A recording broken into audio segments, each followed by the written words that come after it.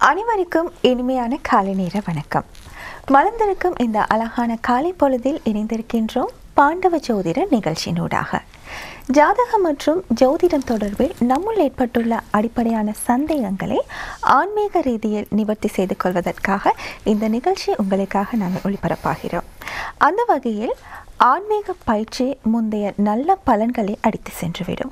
அதாவது விட்டுவிட்டு செய்யும் பயிற்சிகள் முந்தைய நல்ல பலன்களை அடித்து சென்றுவிடும். உள்ளத்திலிருந்து துரத்தப்பட்ட எதிரிகள், அதாவது தீய எண்ணங்கள் மீண்டும் நல்வரவு தேடி வருவதாக அமைந்துவிடும். சுயநலம், தியாகம் நிறைந்த செயல்களால் மனம் தூய்மை அடைந்தால் மட்டுமன்றியே இறைவனின் அருள் கிடைப்பதில்லை. எனவே கடவுளை நோக்கி உங்களுடைய மனத்தை திருப்புங்கள். அப்போது தான் அந்த மனம் இயற்கையாகவே உலக இன்பத்தை நாடிவிடும். இன்றைய நிகழ்ச்சியில் பாண்டவ ஜோதிட நிகழ்ச்சியில் நிறைய கருத்துக்களை உங்களுக்காக நாங்கள் அறிய தருகின்றோம். வலிமை போல இன்றும் கூட எங்களுடைய நிகழ்ச்சியில் இணைந்திருக்கின்றார் இலங்கை மட்டுமன்றி ஆசிய நாடுகளிலும் ஐரோப்பிய நாடுகளிலும் பல பட்டங்களையும் பல சான்றிதழ்களையும் வென்ற பாண்டவ ஜோதிடத்தின் அதிபதியுமான கலாநிதி சர்மா சுவாமி அவர்கள். வணக்கம் ஐயா. வணக்கம். இப்போ எல்லோருக்கும் தெரிந்த ஒரு விடயம்தான், இலங்கையில் அதாவது பண்டாரவளையில் அமைந்துள்ள சிவஸ்ரீ பத்ரகாளியம்மன் ஆலயத்தின் மகிமையை பற்றி எல்லோரும் மக்களும் மிகவும் பெரும்பான்மையோர்கள் மக்கள் பேசிக்கொண்ட ஒரு விஷயம் இந்த ஆலயத்தின் மகிமையை பற்றி தான். முக்கியமாக குறிப்பிட வேண்டுமென்றால் இந்த ஆலயத்தின் மகிமையை பற்றி எங்களுக்கு கூற முடியுமா? அதாவது பண்டாரவளை ஸ்ரீ பத்ரகாளியம்மன் ஆலயம்ன்றது இது இதிகாசம் பரம்பரைன்றது என்ற தாயின் கனவு. அந்த ஆலயம் இப்போ பண்டாரவளியிலே பார்த்தீங்கன்னா காளிபாளுக்கு தான் முதலிடம். 33 அடி உயரமான காளி சிலை. ஸ்ரீலங்காவில் இலங்கையில் பொதுவாக எங்கேயும் பார்க்க முடியாது அப்படியார் ஒரு சிலை உண்டு. 48 அடி உயரத்தில் தியான சிவனம் இந்த இது அந்த அளவுக்கு அமைஞ்சிருக்குது. அந்த ஆலயம் மகிமண்டா எல்லா தெய்வங்களும் குடிகொண்டிருக்குது. எல்லா தெய்வங்களும் குடிகொண்டிருக்கு. மற்றது இன்னொரு பிரதான என்றால் அதாவது 9 சந்தி நவசந்தி என்று சொல்லி நவசந்தி என்று சந்தியில் அந்த ஆலயம் அமைஞ்சிருக்குது. அதில் இன்னொரு முக்கிய விசேஷம் என்றது சொல்லி நவகிரக கணம் பிள்ளையார், அதாவது நவகிரக பிள்ளையார் என்று சொல்லி அநேகமாக எல்லோரும் கேள்விப்பட்டிருக்க மாட்டீங்கள். நவகிரக பிள்ளையார் என்று சொல்லி ஒன்று அங்கே இருக்குது. ஏன்னா அது நவகிரகங்களுக்கு எல்லாமே அந்த பிள்ளையார் என்ற உருவத்திலேயே இப்போ நவகிரகங்கள் அமைஞ்சிருக்கும். இப்படியான அமோகமான சக்திகள் படைத்த தெய்வங்கள் தான் நாங்கள் பிரதிஷ்டை செய்யப்பட்டிருக்கோம். ஏன்னா ஆலயம்ன்றது நாங்கள் போய் கும்பிடும் பொழுது நம்ம மனதில் நினைக்கிற காரியமே அடுத்த முறை ஆலயத்துக்கு போகும்பொழுது நிறைவோடு போகணும். ஏன்னா மனக்குறையோடு போய் நம்ம கடவுள்கிட்ட வேண்டது, அடுத்த முறை நம்ம ஆலயத்துக்கு போகிறது மன நிறைவோடு போகணும். ஏன்னா அது நம்ம அதான் ஆலயன்றது. ஏன்னா ஆலயத்தின் மகிமை தெய்வங்கள் மகிமை நினைக்க முடியாத, அது பெருமைக்கு வாயால் சொல்ல முடியாத மிகப்பெரிய சக்திகள் அமைஞ்ச இடம் தான் பண்டாரவளை ஸ்ரீ சிவபத்ரகாளியம்மன் என்ற ஆலயம்.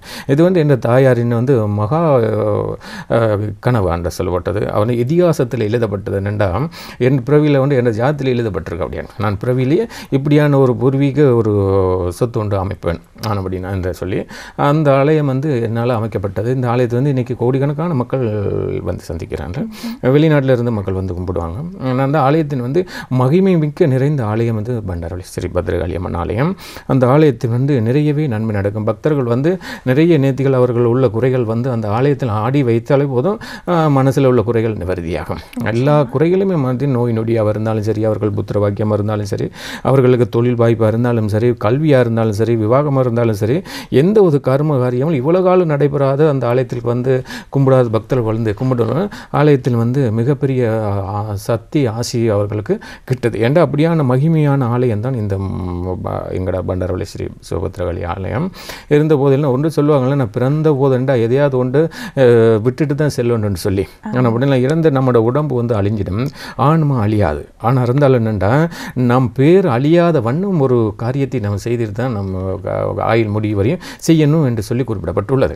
அந்த அளவில் இன்றைக்கு பண்டாரவளை ஸ்ரீ சிவபத்ரகாளி அம்மன் இருந்தாலும் 1000 காலத்து பொன் என்ற சூழலுள்ள அமைக்கப்பட்டுள்ளது. கர்நாடகெல்லாம் வர்ற மக்களின் சிவசக்தி இணைஞ்சு காட்சியை தர்ற ஒரு ஆலயம்ன்றது பண்டாரவளை சிவபத்ரகாளி அம்மன் ஆலயம் தான். ஏன்னா தெய்வங்கள் எல்லா இடத்துலையும் அமைந்தாலும் என்னென்னா தெய்வ சக்தியோடு அமைகிறது அருது. அப்படின்னா அந்த சக்தியோடு அமைகிற ஆலயம் தான் மகிமை மிக்க பண்டாரவளை ஸ்ரீ சிவபத்ரகாளி ஆலயம். அதனால் மக்கள் வந்து இன்றைக்கி பெரும்பான்மை மக்கள் இவ்வளோ சனம் அந்த ஆலயத்தை குவியுதுன்ற காரணம்னா பக்தி ஆலயத்தில் உள்ள சக்தி தான். இன்றைக்கு தமிழ் மக்களும் இல்லாமல் அனைத்து மக்களுமே வந்து வணங்கக்கூடிய வாய்ப்பு அந்த ஆலயத்தில் இருக்குது. அதனால் அந்த ஆலயத்தில் வந்து பேரும் புகழும் இன்றைக்கி மக்கள் மத்தியில் மிக சிறப்பாக பெருமையாக பரவுகிற காரணமே ஆலயத்தினுடைய மகிமையும் சக்தியும் தான். நம்மளோட ஆசீர்வாதம் மக்களோட வேண்டுகோளுக்கு இணங்க வேண்டாமலே இப்போ நல்ல பலனை கொடுக்கக்கூடிய ஆலயமாக அமைந்தது பண்டாரவளை. சரி சுவாமி, உங்களுடைய ஆலயத்தில் வந்து நிறைய பேர் வந்து சொல்லுவாங்க நிறைய சக்தி வாய்ந்த விடயம் இருக்குதுன்னு. பெரும்பாலானோர் வந்து அவங்களுடைய ஆலயத்தில் வந்து எவ்வளோ தூரம் வந்து அந்த துன்பத்தில் இருந்து அவங்க வந்து மீண்டும் வந்து நிவர்த்தி செய்து கொடுத்துருக்காங்க. பொதுவாக இப்போது பண்டாரவளை ஸ்ரீ பத்ரகாளி அம்மன் திருவிழாண்டு எடுத்துக்கொள்வோமே, அந்த ஆலயத்தில் மக்கள் வந்து ஒரு அடி கூட நிலத்தில் இடைவெளி இல்லாமல் சனம் நிறைய, என்னால் ஆயிரக்கணக்கான மக்கள் நிறைய, அவ்வளவும் பெரும்பான்மை மக்கள். ஏன்னா அந்த ஆலயத்தில் வந்து அவர்களை இந்த ஆலயத்தில் ஒரு விசேஷம் என்னென்றால் மக்களே வந்து மக்களை எல்லா காரியமும் செய்யக்கூடிய வாய்ப்பு இருக்கும். அவர்களுக்கு அதுதான் அந்த கோயில் கும்பிடும் பொழுது மக்களே போய் தன் நினைத்தபடி தான் கையால் எல்லா கர்மங்களையும் செய்யும் பொழுது அவர்களை டிரெக்டாகவே கடவுளோட ஆசீர்வாதம் கேட்டோம். அந்த அளவில் தான் அந்த மக்கள் வந்து அந்த ஆலயத்தினை வந்து எல்லாம் செய்யக்கூடிய வாய்ப்பு இருக்குது. ராப்போகலாக வந்து மக்கள் வந்து இருந்துடுவாங்க. இப்போ ஒரு திருவிழான்றக்கே விடிய என்ன ஒரு முக்கிய காரணம் டைமுக்கு அங்கே திருவிழா நடக்கும். அந்த டைம்னா அந்த நேரத்துக்கு நடந்துடும். அது யார் வராங்களோ இல்லையோ அது நடக்கும். ஏன்னா பூஜைக்கு வந்து கடவுள் வந்து யார் வரானோ இல்லையோ அதை எதிர்பார்க்க மாட்டார். கடவுளுக்கு பூஜை நடக்க வேண்டிய நேரத்தில் பூஜை நடக்கணும். ஏன்னா எஜமான் வருவாரோ பூஜை உபயோகக்காரர் வருவாரோ அப்படின்றது எதிர்பார்ப்பு அங்கே இருக்கக்கூடாது. ஏன்னா பூஜையில் கடவுளுக்கு என்ன பூஜை எந்த டைமில் நடக்கணுமோ அது நடக்கும். பக்தர்கள் வந்து கும்பிட்டுக்கலாம். அந்த ரீதியில் தான் அந்த ஆலயம் அமைச்சுருக்கு. ஏன்னா ஆலயத்தை வழி நடத்துகிறவர் வந்து நல்லபடியாக இருப்பதுனால ஆலயமும் சிவனேண்டு நடக்கும். வர்ற மக்களுக்கும் எந்த விதமான குறையும் இல்லாமலுக்கு அங்கே பூஜை புனஸ்காரங்கள் நடக்கும். ஏன்னா அந்த ஆலயத்தில் வந்து மிக சிறப்பு வாய்ந்த எல்லா தெய்வங்களும் இருக்கிறனால ஒவ்வொருத்தருக்கும் வேண்டிய பலனும் வேண்டிய பரிகாரங்களும் வேண்டிய மாதிரி ஆண்டவன் கடவுளோட ஆசீர்வாதம் அங்கே கிட்டக்கூடிய வாய்ப்பு இருக்குது. அதனால் ஒவ்வொரு அமாவாசையும் எடுத்துட்டீங்க அங்கே மிளகாய் அரைக்கிறது மாசாணி அம்மன் இல்லையா, அந்த மாசாணி அம்மனுக்கு மிளகாய் அரைக்கிற பூஜை வந்து மிகவும் சிறப்பாக அங்கே அமையும்.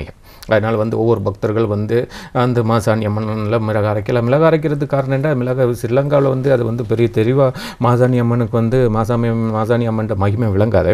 பொதுவாக இந்தியாவில் எடுத்திங்கன்னா கோயம்புத்தூரில் ஒரு தெய்வம் இருக்குது மாசாணி கோயில். அடுத்தது ஸ்ரீலங்காவில் பண்டாரவளையில் தான் அந்த தெய்வம் இருக்குது. ஏன்னா மாசாணி அம்மன் வந்து எல்லா கோயில்களும் அந்த தெய்வங்கள் வந்து பிரதிஷ்டை பண்ண முடியாது. ஏன்னா அதுதான் வந்து அமையணும், இந்த இடத்துல அமையணும் அப்படின்னு இருந்துச்சுன்னா அந்த இடத்துல இருந்து இருக்கு. அப்போ அப்படிங்கிறதுல ஒவ்வொரு அமாவாசைக்கு நாங்கள் வந்து மாசாணிக்கு மிளகாய் அரைப்போம். மிளகாய் அரைச்சி பூசும் பொழுது அவர்களுக்கு என்ன வேண்டுதல் இருக்கோ அந்த வேண்டுதல் எல்லாமே இருக்கும். சில வேளைகள் அந்த செய்வனை செய்வாங்க இல்லையா, அந்த மாதிரி பல குறைகளில் வாழ்கிற மக்கள் நோய் நொடி எதிர்பார்ப்பு எதுவுமே நடக்காமல் வேண்டாம் வாழ்க்கை வெறுத்து ஒதுங்கின மக்கள் கூட இந்த மாசாணி அம்மனுக்கு மிளகாய் அரைச்சி பூசுறது மூலம் மிகப்பெரிய ஆசீர்வாதத்தை மிகப்பெரிய நன்மையை பெற்று வாழக்கூடிய வாய்ப்பும் கிட்டும். அதே போல் 3 அமாவாசைக்கு அந்த வாழ்க்கை மிளகாய் அரைச்சி பூசணும். மிளகாய் அரைச்சி பூசினா மிகப்பெரிய சக்தி கிட்ட என்னென்னா மாசாணி அம்மன் ரீதியில் ஆனபடினா இன்றைக்கி மாசாணி அம்மன் பார்க்குறீங்கன்னா இந்த அளவில் இந்த மாசாணி அம்மனுக்கு இன்றைக்கி அமாவாசை இன்றைக்கி பெரும்பான்மை மக்கள் வந்து அனைவரும் நிறைய பேர் வந்து மாசாணி அம்மனுக்கு மிளகாய் அரைச்சி பூசக்கூடிய வாய்ப்பு இருக்கும். ஆனால் அப்படினால என்னென்ன கஷ்டங்கள் மனுஷனுக்கு மக்கள் மத்தியில் கஷ்டங்கள் நிறையவே உண்டு. இதிலிருந்து விடுதலை பண்ணுறது இப்படியான சில பரிகாரங்களும் நாங்கள் செய்யும் பொழுது என்னென்னா தெய்வங்களுக்கு வந்து சந்தோஷப்படும். தெய்வங்களில் வந்து நம்ம மனம் குளிரக்கூடிய சக்திகளை பூஜைகளை நம்ம செய்யக்கூடிய வாய்ப்பும் இருக்கும். அதனால் வந்து இதெல்லாம் செய்யும் பொழுது குடும்பத்தில் உள்ள எல்லா பிரச்சனைகள் நிவர்த்தியாகி உங்களுக்கு ஒரு நினைக்கிற அளவில் நன்மை கிடைக்கக்கூடிய வாய்ப்பும் அந்த ஆலயத்தில் அமைஞ்சிட்டு இருக்கு. சரி சுவாமி, நாங்கள் தொடர்ந்து பேசலாம். இப்போது ஒரு நேயர் இருக்காங்க, அவங்களை இணைத்துக் கொள்ளலாம். வணக்கம். வணக்கம். வணக்கம். வணக்கம், யாரு பேசுறது? வணக்கம், நான் சின்னம்மா பேசுறேன். சின்னம்மா, எங்க இருந்து பேசுறீங்க? ஐசால இருந்து. ஓகே, அவிசாவில. பிறந்த சொல்லுங்கம்மா. பிறந்த தேதி வந்து 11ஆம் மாசம் 16ஆம் தேதி. எந்த ஆண்டுல? 53. நேரம் வந்து சொல்றதுக்கு இயலாது. ஒரு சோசியர் தான் சொன்னாரு 2:34. அப்படி இல்லை, தாய் தப்பன் சொல்லுவாங்க இல்லையா, ஒரு நேரம் இந்த நேரத்தில் நீ பிறந்தேன்னு ஜோசியக்காரா சொல்லுவார். சின்ன காலத்துலயே செத்து போயிட்டாங்க எனக்கு. சரி, உங்களுக்கு தெரிஞ்ச அளவில் சொல்லுங்களேன். டைம் உண்டு? டைமுக்கு தான் அதைத்தான் சொல்றேன் நான். 2:34 சொல்லி பகல் 2:34. ஓகே, பார்க்கலாம். எங்கே பிறந்தீங்க? நான் வந்து தெய்யோ விட்ட வந்து அந்த கொழும்பு டிஸ்ட்ரிக்டா ரத்னபுரையா? கேகல் டிஸ்ட்ரிக்ட். கேகல் டிஸ்ட்ரிக்ட்.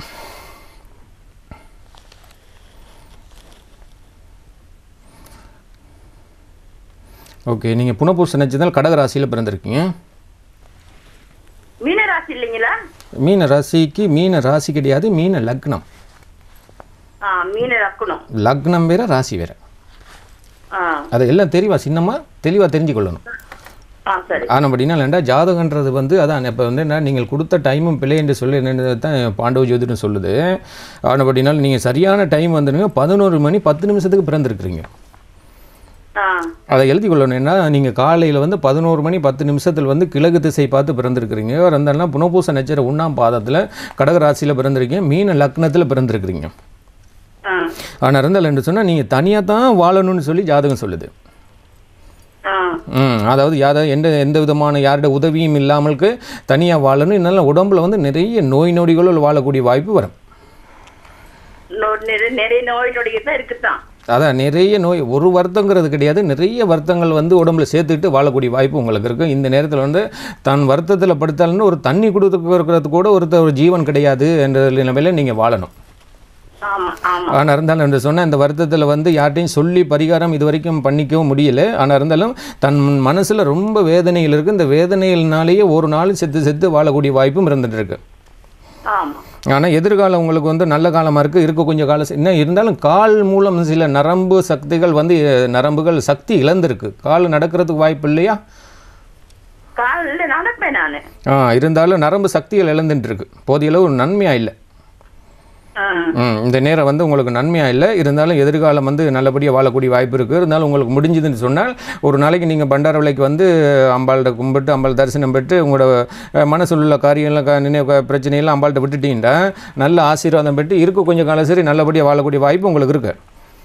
ஒரு நாளைக்கு முடியுமான நாளைக்கு ஒருக்கா நீங்கள் பண்டாரவளைக்கு வாங்க.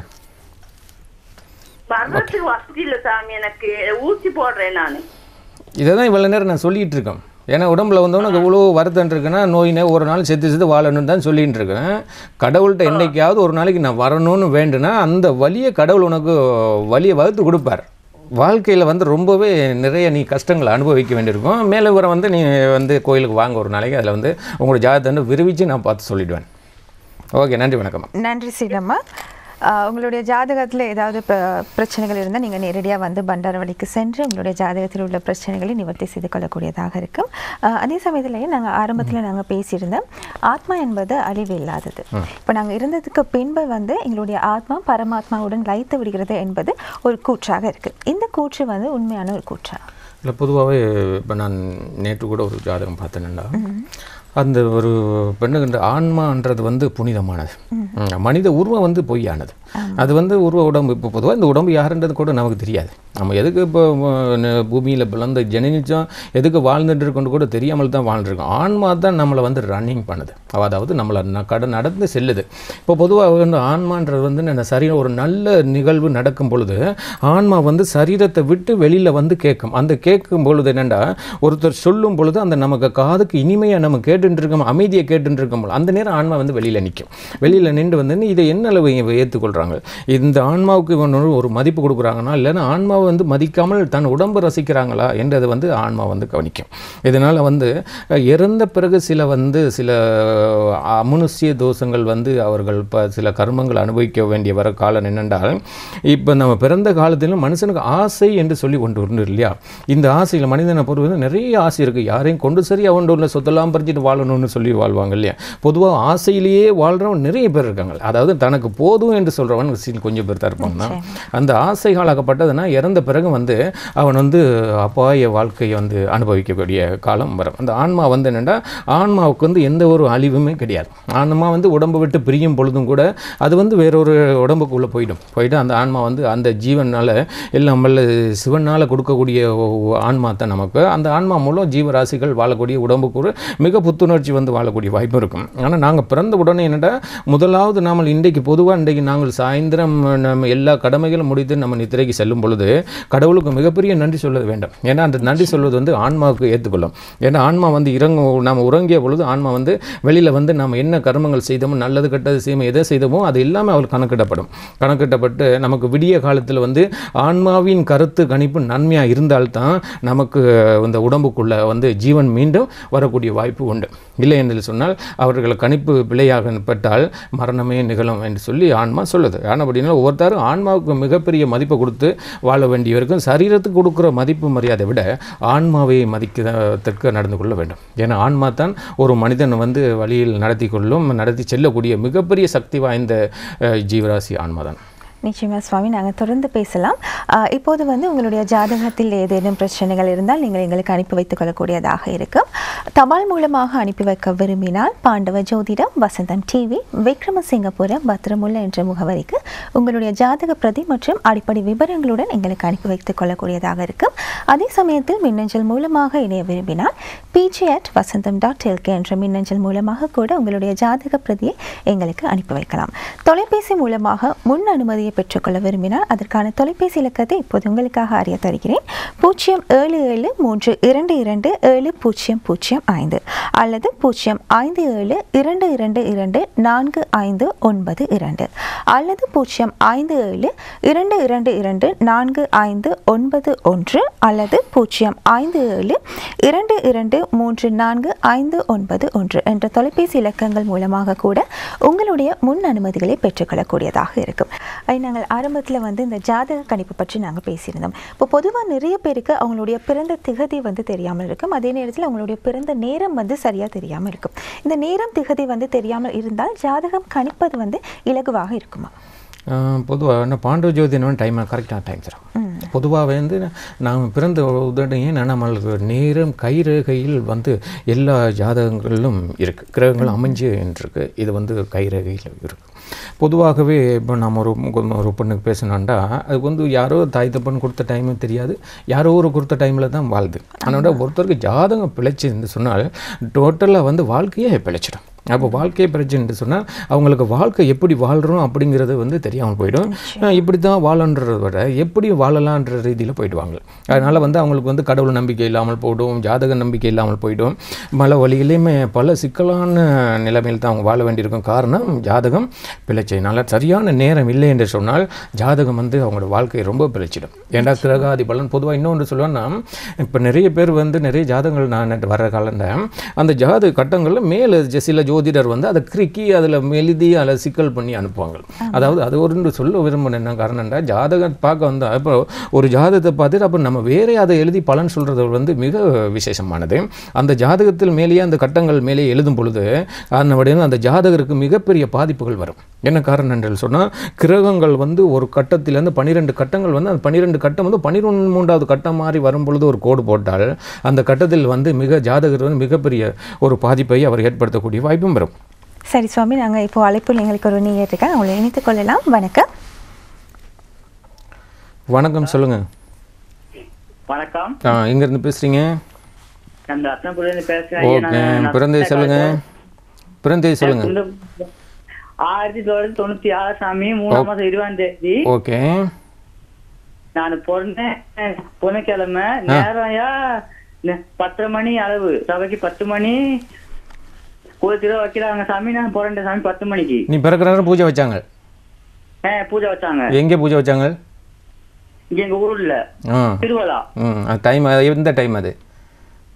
அதாவது 10 மணி பிறக்கக்குள்ள நானு. சரி இருக்கும்னு பார்க்கலாம். இப்போ எந்த டிஸ்ட்ரிக்டில் பிறந்தீங்க? சாமி ரத்னபுரம். சரி, ஓகே, கொஞ்சம் வரேன். இருங்க, லைனில் இருங்க. உங்களோட பேர் சொல்லுங்கள். புனிதகுமார். புதினகுமார். நீ மிதுன ராசியா? சாமி மிதுன ராசி. இப்போ வயசு வந்து உங்களுக்கு 24. 24. அது என்ன தொழில் செய்கிறீங்க? நான் சாமி தோட்ட சாமி வேலை செய்கிறேன். தோட்டம் வேலைண்டா? எஸ்டேட்டில் இருக்கீங்களா? இண்டு வெட்டுறேன். அது சரி, அது ஓகே, தொழில் செய்கிறீங்க. ஆனால் அப்படின்னாலும் இப்போ வந்துண்டா வாழ்க்கையில் எதுவுமே நல்லா இல்லையே தம்பி உனக்கு. எதுவுமே நல்லா இல்லையே, எல்லாமே சிக்கலா இல்லையா இருக்கு உனக்கு? இந்த சின்ன வயசுலேயே நிறைய கஷ்டங்கள் இல்லையா? என்ன சாமி செய்யறதுக்கு நிறைய கஷ்டங்கள் இருக்கு. இப்போ வந்து மனசு 2 மனசாக இருக்குது. ஒன்று கல்யாணம் செய்கிறதா இல்லது தொழில் செய்கிறதா அப்படின்றது. இருக்கு சாமி. எது வேணும்? கல்யாணம் தான் வேணும். தொழில் நல்லா இல்லை. நீ வாழ்க்கையில் முன்னேறணும். இப்போ இந்த சின்ன வயசில் வாழ்க்கையில் முன்னேறணும், ஒரு நல்ல மனுஷனாக வரணுங்கிற எண்ணம் இல்லை. தொழில் கல்யாணம் செஞ்சுட்டா ஓகே, அப்படி தானே? இல்லையா அதுவும் இருக்கியா? அப்படினால உனக்கு வந்து எதிர்காலம் நல்லா இருக்குது. ஒரு நல்ல நிறைய பொண்ணு பார்த்துட்டீங்க, ஒரு பொண்ணு அமையலை இல்லையா? இல்லையா? அதுதான் உனக்கு நல்ல ஒரு பொண்ணு வாழ்க்கையில் மன நிறைஞ்ச ஒரு நல்ல வசதியான ஒரு பொண்ணு அமையக்கூடிய வாய்ப்பு இருக்குது. சீக்கிரமாக அமைஞ்சிருக்கும். இருந்தாலும் உனக்கு ஒரு சரியான ஒரு மன ஏக்கம் இருக்குது. இப்போ வந்து என்னென்னா ஒரு பொண்ணு கிடைக்கலையே அப்படிங்கிற மாதிரி. அதனால வந்து நீ இப்போ வந்து அதை பற்றி பெருசாக ஒன்று நினைக்க தேவையில்லை. வாழ்க்கையில் இப்போ சின்ன வயசு தான் உனக்கு கல்யாணம் கட்டக்கூடிய இன்னும் காலம் இருக்குது. அதனால் இந்த காலத்தில் வந்து நீ தொழிலை நல்லா திருப்திகரமாக செய்யுங்க. முடிஞ்ச காலத்தில் நீங்கள் இப்போ ரத்னபுரம் தானே? நீங்கள் வந்து ஒருக்கா பண்டாரவளைக்கு நீங்கள் கோயிலுக்கு வாங்க, வந்து ஒருக்கா என்ன சந்திங்க. நான் வந்து உனக்கு உள்ள பரிகாரமெல்லாம் செய்ய எல்லாம் நிவர்த்தி பண்ணின்னு நல்ல சீக்கிரமாகவே நல்ல ஒரு பொண்ணு கிடைக்கிற மாதிரி உனக்கு நான் பரிகாரம் பண்ணி தரேன். நன்றி, வணக்கம். சரிங்க, வணக்கம். நன்றி. இப்போ தொலைபேசி மூலமாக நீங்கள் பேசும்போது குறிப்பாக தெளிவாக நீங்கள் பேசுங்க. அதே சமயத்தில் உங்களுடைய மாவட்டம் எந்த மாவட்டத்தில் இருக்கீங்க, எங்கேருந்து பேசுகிறீங்க என்பதை வந்து நீங்கள் தெளிவாக பேசினால்தான் உங்களுடைய ஜாதகத்தில் இருக்க பிரச்சனைகளை வந்து எங்களுக்கு நிவர்த்தி செய்து கொள்ளக்கூடியதாக இருக்கும். அதே சமயத்தில் ஐயா, இப்போ பாண்டவ ஜோதிடம் என்று நாங்கள் சொல்லும்போது நிறைய பேர் வந்து பாண்டவ ஜோதிடத்தை மகிமையை பற்றி இப்போது கூட நாங்கள் பேசிகிட்டு இருக்காங்க. இது என்ன காரணம்? இந்த பாண்டவ ஜோதிடத்தில் என்ன மாதிரியான மகிமை வந்து காணப்படுது? பாண்டவ ஜோதிடம்ன்றது புதுவிதம் எல்லாத்தையும் விளங்குது. ஆனால் பாண்டவ ஜோதிடம் மகா சக்தி வாய்ந்தது. அதாவது மகாபாரதத்தில் திரிதர்ஷன் வந்து பாண்டவர்கள் வந்து கர்ம பூமியை கையளித்தார். கர்ம பூமியை கையளித்து இதை புனிதமாக்குவாயா இல்லை நீ வாழ்வாயா அழிவாயா என்ற ஒரு பலன் தான் அந்த கர்ம வினை. அந்த கர்ம வினை அந்த கர்ம பூமியை அவர்கள் வந்து புண்ணிய பூமியாக கிருஷ்ணபரமா ஆக்கி காட்டினார். அந்த கிருஷ்ணபரமா ஆக்கிய காட்டின கர்ம பூமியிலிருந்து உருவானது தான் பாண்டவ ஜோதிடம். அந்த கர்ம பூமியிலிருந்து கிருஷ்ணர் பரமாத்மா எல்லா கிரகங்களையும் அமைச்சார். ஏன்னா கர்ம பூமி வந்து இப்படித்தான் வாழணும், வாழ்க்கை இப்படித்தான் வாழணும், ஒவ்வொரு கிரகங்கள் இந்த மாதிரி தான் அமையணும். இப்படி வாழ்ந்த மனிதனுக்கு இப்போ வந்து ராஜ பரம்பரையில் வந்து நாம் இப்படி வாழ்கிறோம், தெய்வங்கள் ரிஷிகள் இப்படி வாழ்கிறார்கள். இதே போல் மனிதண்ட வாழ்க்கை எப்படி இருக்கும் அப்படின்றது தான் பாண்டவர் ஜோதிடம் அமைச்சர். இந்த பாண்டவ ஜோதிடம் கற்கிறதுக்கு கொஞ்சம் சிரமமான காலம் தான், சிரமமான டைம் தான் நேரம் இருக்கும். ஆனால் இந்த வந்து பாண்டவ ஜோதிடம் வந்து மிக சிறப்பு வாய்ந்தது, சக்தி வாய்ந்தது. அதாவது இப்போ ஒருத்தருக்கு வந்து நாங்கள் கரெக்டான டைமை கொடுத்தோம்னா இது கரெக்டாக இதுதான் சொல்லி இந்த டைம் தான் நீ பிறந்திருக்கிறா என்று சரியான டைமை கொடு, இதுதான் ஓகே என்று சொல்லு, இல்லை என்று சொன்னால் அது பிள்ளை என்று சொல்லிட்டோம். இதுதான் ஜாதகம்ன்றது என்று சொன்னால் சில பேர் ஜாதகங்கள் போல் ஏதோ ஒரு டைமை கொடுத்து அவர்களை திசை திருப்பி காட்டு ஜாதகங்கள் உண்டு இல்லையா? அதனால் பாண்டவ ஜோதிடத்தின் மகிமை வந்து மிக சிறப்பு வாய்ந்தது. இதனால தான் இன்றைக்கி சகோதர மொழியில் கூட பாண்டவ ஜோதிடம் நம்ம ஒன்றா இருக்கிறது காரணமே என்னென்னா பாண்டவத்தின் வந்து உண்மை சம்பவங்கள் உண்மை ரீசனை எடுத்து சொல்லிடும். அதனால் வந்து எல்லாருமே விருப்பம் இந்த பாண்டவ ஜோதிடத்தை கேட்டுக்கொண்டிருக்கவும் பார்க்குறதுக்கும் அதிர்ஷ்டமானது. பாண்டவ ஜோதிடத்தின் வந்து எல்லா மகிமையும் சொல்லக்கூடிய வாய்ப்பு உள்ளதுனால பாண்டவ ஜோதிடம் வந்து மிகப்பெரிய சக்தி வாய்ந்த ஜாதகம். நிச்சயமாக நாங்கள் பாண்டவ ஜோதிடத்தின் மகிமையை பற்றி நாங்கள் பேசியிருந்தோம். இந்த சமயத்தில் உங்களுடைய ஜாதகத்தில் ஏதேனும் பிரச்சனைகள் இருந்தால் கூட எங்களுக்கு அனுப்பி வைக்கக்கூடியதாக இருக்கும். தபால் மூலமாக அனுப்பி வைக்க விரும்பினால் பாண்டவ ஜோதிடம், வசந்தம் டிவி, விக்ரமசிங்கபுரம், பத்திரமுல்ல என்ற முகவரிக்கு உங்களுடைய ஜாதக பிரதி மற்றும் அடிப்படை விவரங்களூடாக எங்களுக்கு அனுப்பி வைக்கக்கூடியதாக இருக்கும். அதே சமயத்தில் மின்னஞ்சல் மூலமாக இணைய விரும்பினால் pj@vasantham.lk என்ற மின்னஞ்சல் மூலமாக கூட உங்களுடைய ஜாதக பிரதியை எங்களுக்கு அனுப்பி வைக்கலாம். அதே சமயத்தில் தொலைபேசி மூலமாக உங்களுடைய முன் அனுமதிகளை பெற்றுக்கொள்ள விரும்பினால் அதற்கான தொலைபேசி இலக்கத்தை இப்போது உங்களுக்காக அறிய தருகிறேன். 05722245592 அல்லது 05722245591 அல்லது 07732227005 அல்லது 057222441 என்ற தொலைபேசி மூலமாக கூட உங்களுடைய முன் அனுமதிகளை பெற்றுக்கொள்ளக்கூடியதாக இருக்கும். அதே சமயத்தில் கொழும்பை அண்மித்தவர்கள் ஞாயிறு மற்றும் திங்கட்கிழமை அன்று கொழும்பு வெள்ளவத்தில் அமைந்துள்ள ஃபெட்ரிகா வீதியில் அவங்களுடைய சுவாமியுடைய நிலையம் இருக்குது. அங்கு கூட சென்று உங்களுடைய ஜாதக பிரச்சனைகளை வந்து நிவர்த்தி செய்து கொள்ளக்கூடியதாக இருக்கும். இன்றைய நிகழ்ச்சியில் நாங்கள் ஆன்மீகம் சம்பந்தமாகவும் ஜாதகம் சம்பந்தமாகவும் நிறைய தகவல்களை எங்களுடன் பகிர்ந்து கொண்ட கலாநிதி சர்மா சுவாமி அவர்களுக்கு எங்களுடைய நன்றிகளை தெரிவித்துக் கொண்டு நன்றி ஐயா. மீண்டும் அடுத்த வாரம் இன்னும் நிறைய விஷயங்களுடன் உங்களிடம் சந்திக்கும் வரை நன்றி, வணக்கம்.